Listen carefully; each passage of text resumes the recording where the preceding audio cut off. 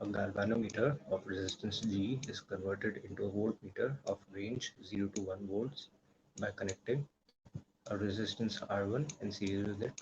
The additional resistance that should be connected in series with R1 to increase the range of the voltmeter to 0 to 2 volts will be, the formula for series is V is equal to I into R plus G. So here the resistance is R1, so V is equal to I into R1 plus G.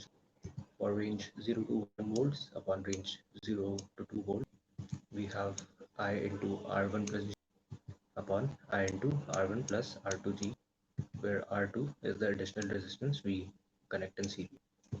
I cancels out, so 1 upon 2 is equal to R1 plus G upon R1 plus R2 plus G, or R1 plus R2 plus G is equal to 2R1 plus 2G upon cross multiplying.